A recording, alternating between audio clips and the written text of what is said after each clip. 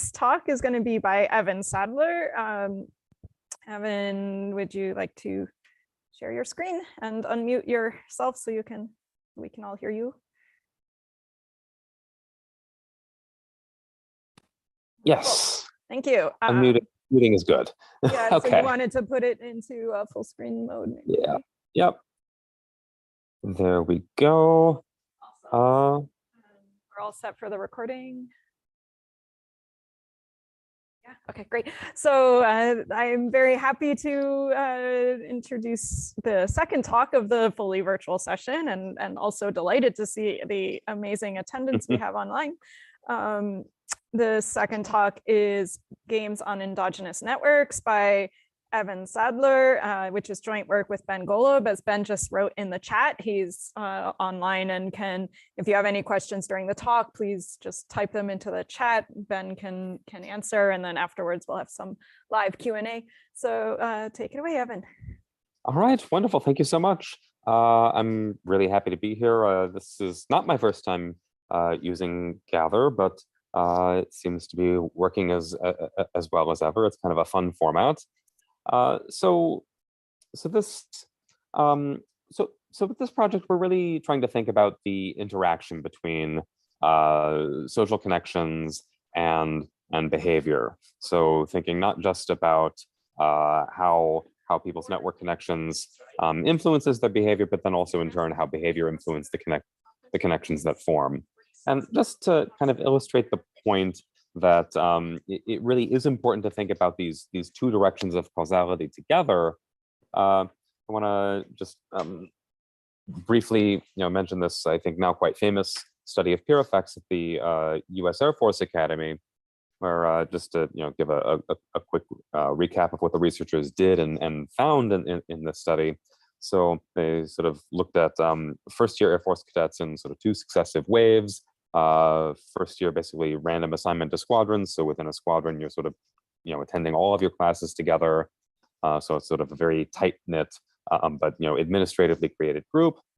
And it seemed like, the cadets who came in with sort of, low test scores weren't expected to do well academically. It seemed like they did better if they were in a squadron with more peers who had high SAT verbal scores. Now, so in the second wave of the study, after estimating these PureFX in the first wave, they wanted to do some social engineering, trying to help out the students sort of at the left tail of the distribution. And so they constructed some squadrons in which they had sort of a relatively high fraction of these lower performing students and a relatively high fraction of students with high test scores. And they expected there to be a positive effect of X on the performance of the left tail, but actually it turned out they had a negative effect that was comparably sized.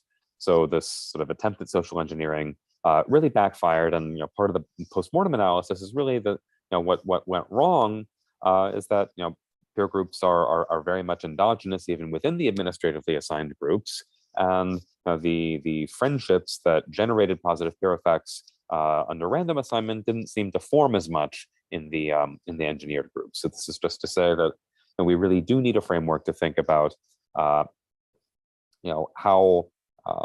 sort of both directions of causality are going to mutually influence one another. So we're interested in how this interdependence shapes outcomes when linking requires mutual consent. So as a broad overview, we're going to introduce a very abstract general framework to think about games in which players are going to form links and but also engage in some sort of strategic interaction in the network that forms. Okay, so we're going to do this in a way to nest sort of standard models of each kind of interaction on its own. So it'll nest standard models of network games. It'll nest at least some standard network formation models. And our notion of a stable outcome is going to exactly correspond to Nash equilibrium in the network game, pairwise stability in the network formation aspect of it. Okay, so beyond just introducing these definitions, we're going to identify some order conditions on payoffs that are going to lead to simple network structures in stable outcomes.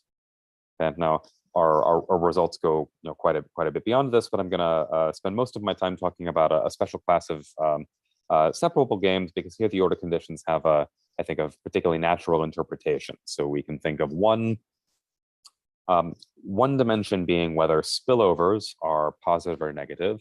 So you should think that there's an ordering on the actions that players are taking, and spillovers are positive if taking a higher action makes me a more attractive neighbor. So I think, like, if we're in a PureFX example, if I'm a hardworking student, I study very hard, well, maybe you would be more inclined to form a link with me because you expect that I'll be more helpful in raising your own grades. Negative spillovers would be the reverse. Taking a higher action would make me a less attractive neighbor in that case. The other dimension that is important for our results is whether actions and links are complements or substitutes. So you say actions and links are complements. So this, if whenever I take a higher action, that also makes me want to form more links. And actions and links are substitutes. If alternatively, if I take a higher action, that makes me, say, less inclined to form links. So you should think about this being really within a single player. It's kind of like allocating effort to sort of linking versus whatever the strategic action is. So if I'm in, say, the PureFX example again, I might think of this as a case of action link substitutes, because, well, if I'm spending all of my time sitting in front of a book studying, maybe it's a little bit more difficult to maintain relationships.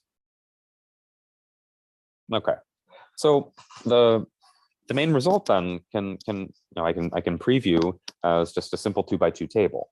All right, so give me any combination of a spillovers condition and an action link being either complements or substitutes, and I can tell you in broad terms what the graph has to look like in a stable outcome, and how actions have to correspond to players' position in the network.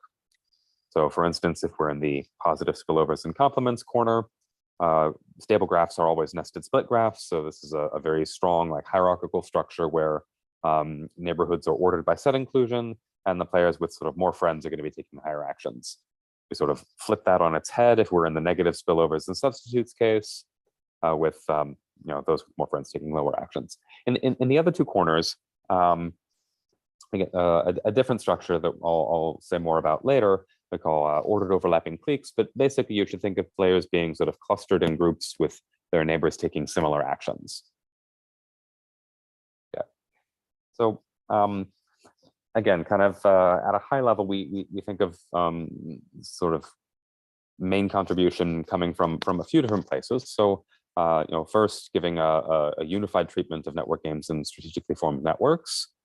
I think it's nice to have some simple and interpretable conditions that are going to give quite sharp predictions about stable outcomes. But I think perhaps most excitingly to me is that there's a lot of very natural applications, and so we are going to spend I'll spend most of my time in the talk talking about sort of a toy model intended to capture the PureFX example. In the paper, we also talk at some length about a model of status games and some foundations for group matching models. So, of course, there's quite a large literature looking at sort of both of these sort of types of interactions on their own, both sort of network games and strategic network formation. Recently, there has been, I think, quite a bit of interest in understanding more about the interdependence of links and actions. Though most of this work, so the paper cited in the middle, are really looking at unilateral link formation. So players being able to just decide, I want to form a link with this person, not requiring mutual consent. So things get a little bit more tricky with mutual consent, because you have to consider sort of coalitional deviations. But there is some work doing this, not a lot that we're aware of. I guess relative to the existing work, what we're going to be talking about today sort of makes far fewer parametric assumptions on the payoff structure, and sort of the existing work that I'm aware of really sort of strongly falls into the one particular quadrant of our characterization. So we're going to sort of have a more complete mapping of sort of what the landscape looks like. Okay.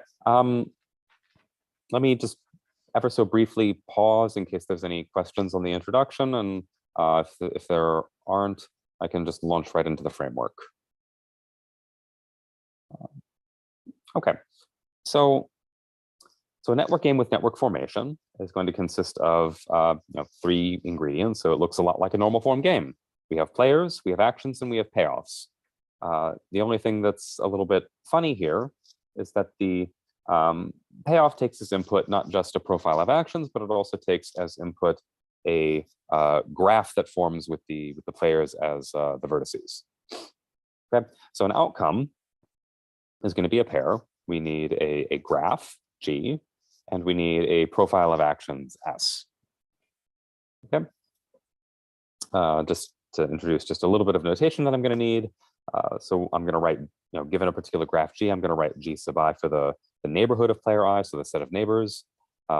D sub I is the degree of player I, and I'll write a graph, G plus or minus some set of edges E to indicate that we're thinking about the graph with that set of edges added or removed. Okay. So what is our solution concept? So it's a stability concept. So we're going to be thinking about outcomes that are sort of robust to a particular set of deviations that players might be able to implement. So roughly, we're thinking Nash equilibrium in actions and pairwise stability in links. So the latter indicating that linking is going to be by mutual consent. So here's the definition. We're going to say that an outcome, so remember this pair of a graph and a profile of actions, we'll say that it's strictly pairwise stable if the profile of actions is a Nash equilibrium of the game, holding the graph fixed. And then also if holding the actions fixed, there's no link in the graph such that one of the 2 players wants to unilaterally remove it. And there's no link missing from the graph, so IJ, such that both player I and player J would benefit from adding it. So no pair jointly wants to add a link. Okay, so all right, so we're thinking so for an outcome to be stable, it needs to be robust to unilateral deletions of links, bilateral additions of links, and unilateral changes to the action profile. And I'm requiring strict linking incentives here because indifference is going. So having strict incentives is going to be important for the characterization. If you have indifference, you can get a lot of sort of different things happening. Now one thing you might be sort of thinking to yourself is you might say, well, there might be some other kinds of deviations that you want to be robust to. So for instance, maybe a player could simultaneously change her action and delete several links, or do some other combination of things. And you could very much consider these things. So I want you to understand this definition as thinking about sort of a minimal set of deviations that we want the stable outcome to be robust to. And if you want robustness to additional deviations, you're only going to refine away outcomes. So if I'm going to give you a theorem that says every graph in a strictly pairwise stable outcome has to have a particular structure. Well, if you refine away more outcomes, the result still holds. Okay, so I mean, of course, you might, if you want more robustness, you might have some issues with existence. I'm not going to have a lot to say about that in this talk. Okay, so as I said earlier, I'm going to spend most of my time focusing on a particular special class of network of these games that we call separable games, and all that means is that the payoff is going to take the following form. So player I is going to have some idiosyncratic payoff that depends on the profile of action. So this is VI of S, and then there's going to be these additively separable terms for each link, right? So for every neighbor J, player I is going to earn some payoff G of SISJ. Okay. So again, so this is less general than what our results are ultimately going to cover, but this is going to be enough to include all of the sort of toy applications that we study in the paper. So I think there's maybe two substantive assumptions that I do want to point out about this formulation.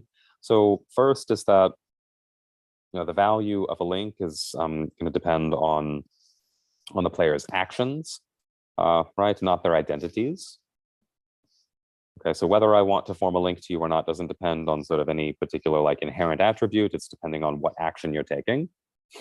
And the value, and also the value of a link is going to depend only on the actions of players involved, right? So, if you have, say, a third friend taking some other action, that friend's action doesn't influence whether I want to link to you or not, at least not directly, right? So I do want to point out that there is going to be still indirect dependence on others' actions and links to the extent that they affect your action, right? So if you have another friend who is taking, say, a very high action, which induces you to take, say it's a game of strategic complements that induces you to take a higher action, the fact that you're taking a higher action could change my linking incentives. But again, the influence of your sort of other friends only matters because of its effect on your action. Okay. So just to help maybe fix ideas with like a simple example. So here's one game that fits into this framework. So you can think of players exerting some sort of effort. So say the action set is the positive reals. Could be how hard you're studying or how much effort you're investing in committing crime, something like that. And as a payoff, could take sort of linear quadratic or really just linear formulation. So you have some sort of private incentive for effort b sub I. It's a spillover term. So that's the product of your action and each neighbor's action, right? And scaled through the parameter alpha. And then there's sort of two costs being written into here, right? So thinking of the cost C1 as kind of a direct cost of effort, right? But then C2, well, it might depend on effort, but really you might think of this as like a link maintenance cost, but maybe the cost of links could increase in effort if say actions and links are substitutes, or maybe the cost of links might decrease in effort.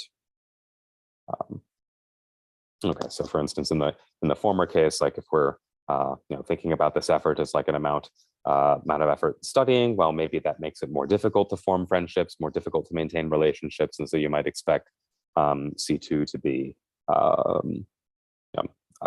increasing in effort then, versus maybe if the effort is something sort of more directly tied to like attending and participating in social events, well, maybe effort makes it easier to form relationships, and so in that case, maybe that cost term would be decreasing in effort. Okay, so I promised some order conditions, right? And here they are more formally. And so, given a separable network game with network formation, we're going to say that actions and links are complements if basically whenever if I wants to link to J, given the actions Si and Sj, well then if I raises her action to Si prime, I still wants to link to J. Okay, and conversely, actions and links are substitutes if, well, whenever I wants to form a link with J, so this G term is non-negative, it's beneficial to form that link. Then if I raises her action, or sorry, if I does not want to form a link to J, and I raises her actions to Si prime, then I still does not want to form the link. So that's the substitutes case. Okay. And likewise, I'll say the game exhibits positive spillovers. All right, so whenever I wants to form a link with J, well, if J raises her action from Sj to Sj prime, I still wants to form that link. And we have negative spillovers if whenever I does not want to form a link with J, I still doesn't want to form that link when J raises her action. Okay, so again, this is just exactly capturing the idea that, well, link action complement substitutes captures the idea that taking a higher action myself makes me more or less inclined to form a link with others. Again, for the complements example, you could think of effort as partying. For the substitutes example, you could think of effort as studying. Positive negative spillovers, we're thinking of this as whether a higher action makes you a more or less attractive neighbor. So as one example, so studying might make you a more attractive neighbor because of positive peer effects. Maybe smoking has negative spillovers, makes you a less attractive neighbor. Now, one word of caution I want to say here is that you should notice that these conditions say absolutely nothing about whether the underlying game exhibits strategic complements as substitutes, holding the graph fixed, right? And actually, if we back to the payoff function for a little bit, right? You should realize that in that sort of first term, the VI of S, like any kind of strategic incentives can be captured in that idiosyncratic term. So the game itself could have strategic complements, strategic substitutes, or neither. Right. So this is really these two types of order condition are really about how actions affect linking incentives, not how actions affect incentives for other actions. Okay. Yeah. Now, before restating the formal result, I think it's important to just more precisely describe what these classes of graphs look like. So I mentioned these two classes, the nested split graphs and the ordered overlapping cliques. So what is a nested split graph?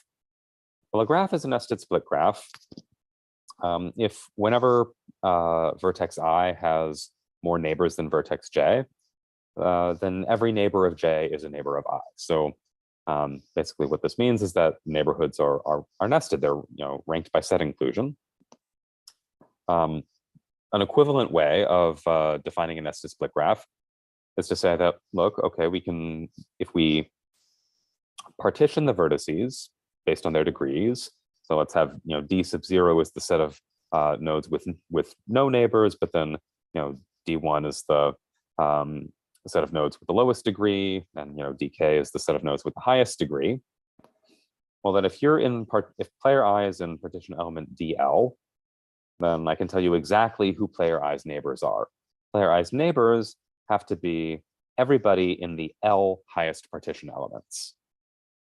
Okay, so in particular, players with the highest degree are ranked to everybody that has any neighbors.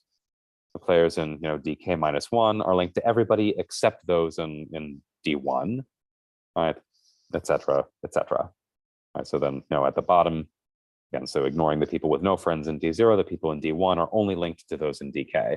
The people in D2 are linked to those in DK and in DK minus 1. Okay. The other class of graphs that are going to be relevant to us are what we call ordered overlapping cliques. And I think probably the easiest way to describe these are to imagine that we can line the players up in put the players on a line in such a way that each player I, their neighborhood is basically an interval in that line, and the endpoints of that interval are sort of both increasing in I's own position. Okay. All right. So then with that, it's time to revisit the main result. All right. So if we're in either of the quadrants off the diagonal, so we have positive spillovers and action link substitutes, or we have negative spillovers and action link complements, then we can say that, look, if you're a stable outcome, the graph has to consist of ordered overlapping cliques, and but in particular with the ordered based on players' actions. And so the players who are going to be linked to one another, the neighbors are basically going to be taking similar action levels. So the sort of illustration over here on the right, you can kind of see that we have sort of several dense little clusters. There's sort of two of them that sort of intersect a little bit. But again, everybody's neighborhood is sort of an interval of the action space. If we're in the positive spillovers and complements case, then we get this, this hierarchical structure, the nested split graph, and the players sort of at the top of the hierarchy are going to be the ones taking higher actions. If we're in the negative spillovers and substitutes case, we get to flip that on its head. Okay.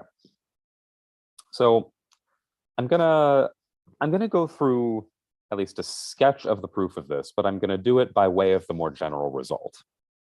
Okay, because what's really important here is really just how having this sort of consistent ranking of who is a desirable friend. So I'm going to introduce a couple sort of more primitive conditions on preferences that are going to give us what we need for the general characterization, and then I'll show why the result for separable games is a special case. Okay, but ultimately what's going to matter is that if those who are more desirable as neighbors also desire more neighbors, you're going to end up with nested split graphs. And if those who are more desirable as neighbors desire fewer neighbors, we're going to end up with ordered cliques. Okay, so building towards the more general results, let me introduce a little bit of notation. All right, so I'll write delta ij of ui. This is sort of the marginal value of link ij to player I at a particular outcome. Okay. I'll write S sub I plus of a particular outcome. So this is the set of individuals J who would be willing to form a link with I given this particular outcome. Okay. All right. I'm going to say that linking incentives are consistent. Right. Basically, if while player I and player J are considering whether they want to form a link with two other players K and L, I'm going to say the linking incentives are consistent if players I and J always agree on which of K and L is more desirable.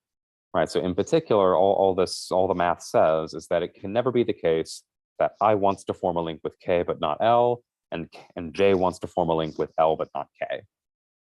Right. So we just want to rule out that kind of preference reversal. Okay. Right. The other condition that we're going to need is what we call alignment. So we're going to say that linking incentives are aligned. Again, sort of cutting through the math. Basically, if J is sort of in between I and K in terms of how desirable they are as a neighbor, then it must be the case that J's desire for links is also between that of I and K.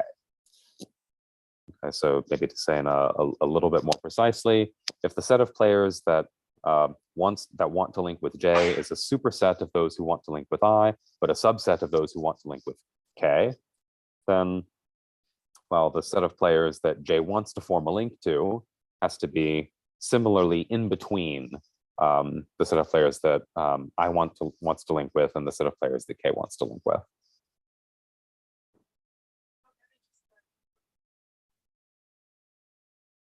Okay, right. So I'll probably skip a lot of the proof sketch then, but happy to talk about that sort of after the talk. But let me just sort of I'll state the lemma and try to get to the application. Right. So okay. So the lemma then is that so if preferences are consistent and aligned, then at any outcome we can basically find orders, and I'll say the in order, think of that as the desirability order, and the out order as the sort of desire for links order. Basically, so that what this in order means is that if K is ranked higher than J in that order, then K is a more attractive neighbor to everybody. And in the out order, K is ranked higher than J if K always wants more links than J. But not only that, if preferences are consistent and aligned, it's not just that we can find these two orders, it's that the two orders have to be either identical or reversed. Okay, so we sort of have this common ranking of desirability and desire for links. So in the interest of time, I'll skip the proof sketch, but once we have this basically ensures then one of our two network architectures. If linking incentives are consistent and aligned, and GS is a strictly pairwise stable outcome, then well, if the two orders that we get from the lemma are identical, the graph has to be a nested split graph. And if the two orders are opposed, then the graph has to consist of ordered overlapping cliques. Okay. yeah, the proof is actually really easy, but I'll again skip that in the interest of time. But what I do want to spend a little bit of time talking about is, let's go back to think about our separable network games and how it sort of fits into this these more primitive conditions of consistency and alignment. All right, so let's recall what the payoffs look like in the separable network games. All right, so we had this idiosyncratic leading term, but the important terms for linking incentives are this the G of SISJ. So if you think about it, so let's say actions are ordered. Well, if G is increasing in its first argument, well then that's exactly saying that I wants more links than J if and only if I is taking a higher action than J. Right, and if G is increasing in its second argument, that's saying I is a more attractive neighbor than J if and only if I is taking a higher action than J. Okay, so this is exactly so if we have linking incentives that take this form and we have monotonicity in one of the two arguments, then we're sort of exactly getting the relevant orders. Okay. One other thing I should point out is that we don't have to make the linking incentives depend directly on actions. So there's a very easy generalization. You could compile some one-dimensional statistic of a player's action and their sort of idiosyncratic attributes, say captured by a type theta, right? And as long as I can sort of convert this into some one-dimensional statistic and make the linking incentives determined by some G that's monotone in these two arguments, then exactly the same results apply. It's just that the relevant ordering for the results is not going to be the order of the actions. It's going to be the order of these statistics. In fact, like if you want to make actions sort of trivial, let's make this a pure network formation game, make it so that players only have one available action. Then this implicitly gives you a result for stable network structures when linking incentives are sort of determined by one-dimensional types. So it's a sort of very simple result, but I think perhaps quite surprisingly, it seems that this is new to literature. Okay. Let me give a quick recap so far. So we had our sort of two primitive conditions that are ensure that we have this common ranking and desirability and desire for links. So this if we have these two orders and they agree, we get nested split graphs. If they're opposed, we get ordered overlapping cliques. And just as one sort of large class of games that always satisfies these conditions were our separable games. Okay, so let's go back to this this PureFX example and think a little bit about how we might try to capture the sort of effects that were observed in that Air Force study. Okay, so as I said earlier, I think it's reasonable to view this sort of PureFX example as one that has positive spillovers but link action substitutes, right? So higher actions, studying harder, is going to make somebody a more attractive friend, but maybe make them less inclined to try to form links. Yeah, so here's a simple payoff function that's going to have those properties. Okay, so players will be making an effort choice SI. They have this private incentive BI for effort. Have spillover terms that are scaled by alpha, and then there's this cost term. Okay, and what is this cost term? Well, it's proportional to the square of your effort, but it's also increasing in the number of friends. Okay, so in particular, if I increase my action, it's going to become more expensive to add more friends. If I add more friends, it's going to become more expensive to increase my action, to increase my effort. Okay. So skipping some algebra, it's fairly easy to show that, well, okay, in a pairwise stable outcome, players I and J are going to mutually want to link with one another. if and only if their actions are sort of separated by a multiplicative factor that's smaller than 2 alpha. Okay. Again, also skipping some algebra, but it's pretty easy to take a first order condition and show that given the graph, the actions are going to be effectively a weighted average of sort of my own type and my neighbor's actions. Okay. All right. So, all right. Since we have positive spillovers and link action substitutes, we know that stable graphs have to be ordered overlapping cliques. So that's simplifies the analysis of stable outcomes because you sort of don't have as many possible graphs to check. So the paper has a number of sort of more general results, but I think it's maybe sort of more helpful in the limited time of the talk to just look at a toy example. Okay. So let's just suppose that our squadron is going to have 5 cadets. Let's make the spillover term parameter 1, and we're going to think about there being 3 different types of cadets, right? So sort of B sub I, the private incentive for effort, is going to capture sort of low, medium, or high ability, or low, medium, or high sort of preparation or test scores coming in. So we can think about sort of 3 different squadrons with different compositions. All right, so the first one having sort of 2 low types, 2 mediums, and a high. The second one, we're going to replace 1 medium with a high, and in the third one, we're going to have 2 lows and 3 highs. Okay, so we might think that the first 2 would be kinds of compositions likely to emerge when you're doing random assignment, whereas the third one might be something more like what you would have gotten with the socially engineered squadrons. Okay, so turns out that at least given these parameters, in the first 2 cases, there's a unique pairwise stable outcome, and it involves a complete graph, right? So okay, there's going to be just a single clique, and since the graph doesn't change when we turn that middle type into a high type, everybody's still linked to each other.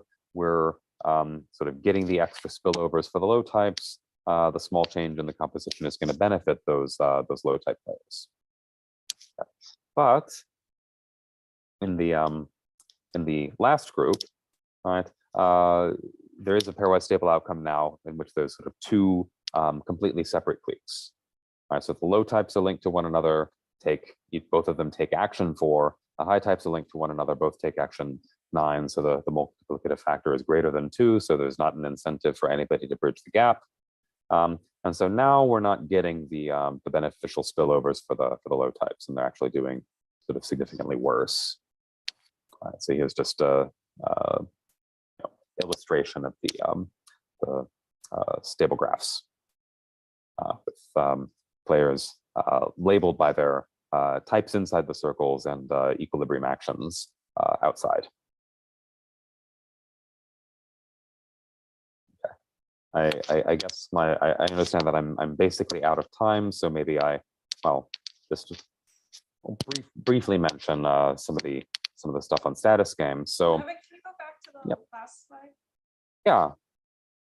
So you're saying that the sort of social welfare is harmed by allowing people in the the third set of types to allow them to sort of organically decide linking decisions. Is there a group design where could you just partition this differently, allow one of the 4s to only know about one of the 9s and the other 4 to only know, is there a way to still do group design but have a higher welfare by partitioning the world differently?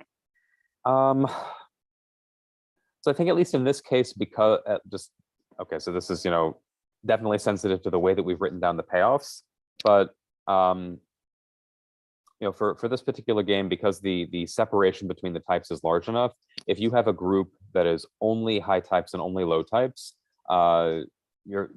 there's going to be a stable outcome where they're just completely separated. You're going to sort of need there to be a type in the middle that has incentives to form links with both that then might have a chance of sort of bringing their actions close enough to each other so that they'd be willing to form links, right? So in the first two cases, like having that middle type, the type 6, who is definitely going to want to link to the type 4, is definitely going to want to link to the type 9, and is also going to be wanted as a neighbor for both. That sort of, it kind of acts as like a glue that brings them together. There's still like a, begs a sort of larger design optimization question of absolutely. Like a population of agents, and you can shuffle them into sort them into classes. Yeah, so I mean, absolutely, that suggests a broader design question, which that's very much part of my future agenda. I'm not sure I have anything useful to say about it just yet, though. Okay, so let me just, I guess, quickly mention the sort of status games application. So one other application we think about in the paper is, imagine something like conspicuous consumption. So, players could be, competing, trying to, show off to each other, but, maybe this, the effort that you exert sort of makes you a less attractive friend. So there's negative spillovers. But, if I'm spending a lot of money trying to, flaunt my wealth, I sort of, might want more connections because that's how I create positive comparisons for myself. So this would be an example with negative spillovers and action link complements. Okay, so this is the opposite quadrant, but so still in the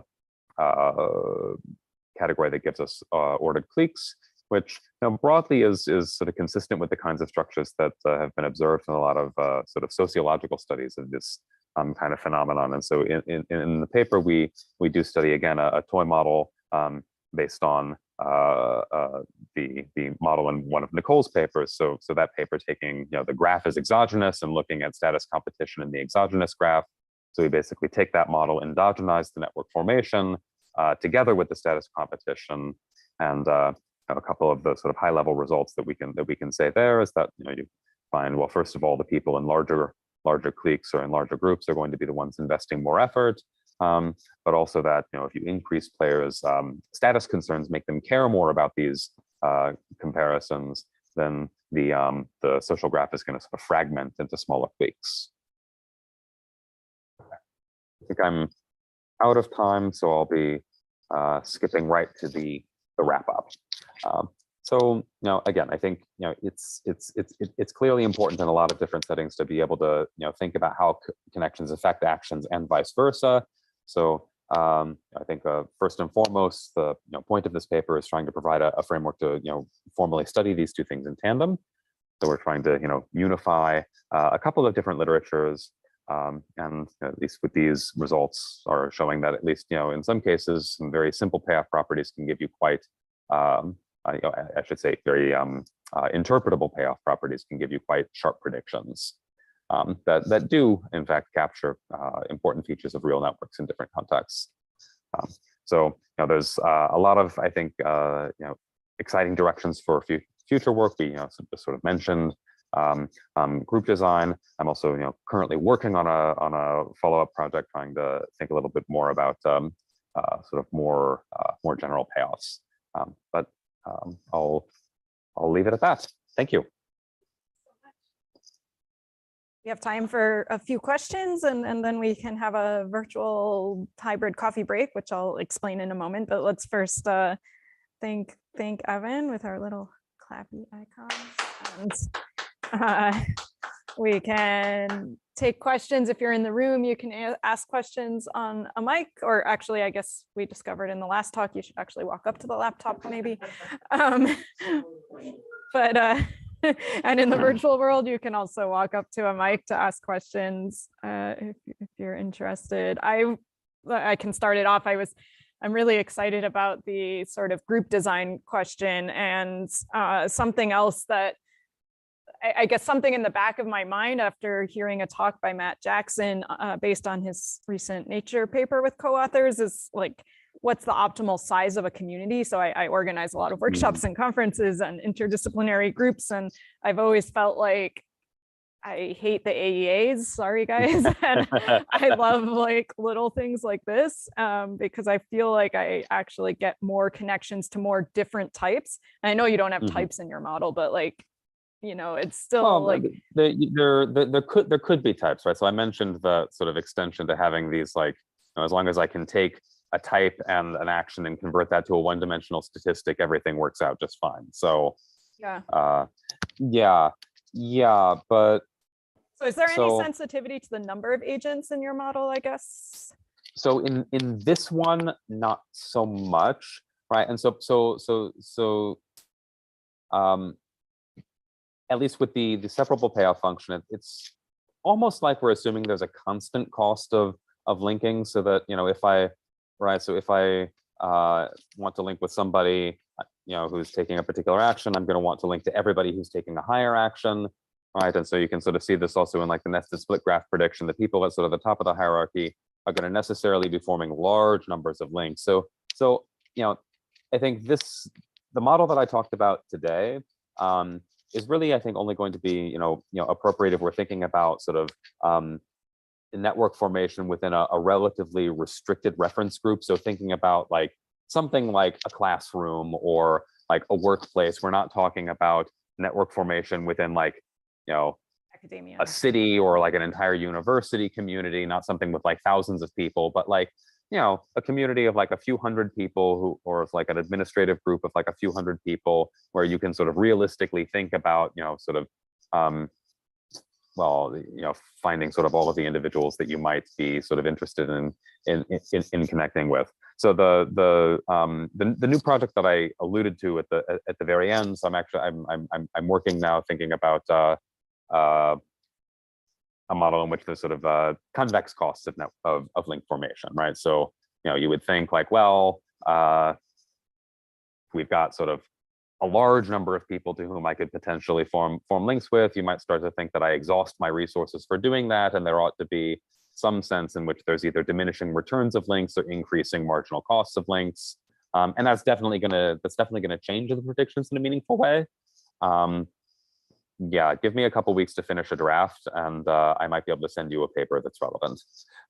Fantastic. If there's other questions, you can navigate your avatar to a mic or type them into the chats. And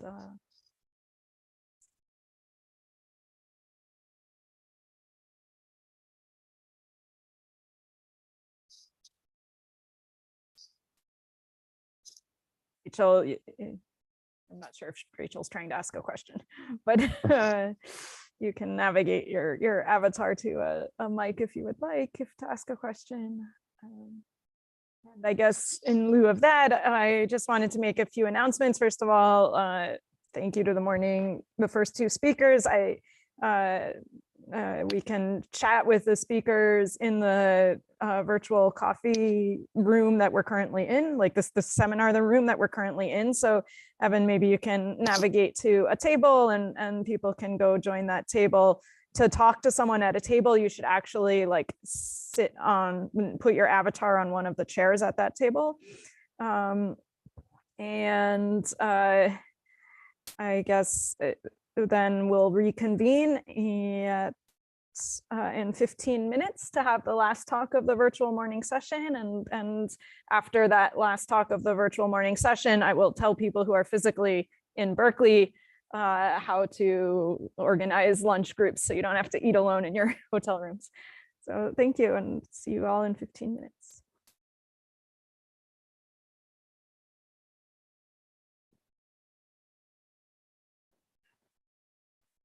No, hello again. You can stop the recording here. Yeah, great.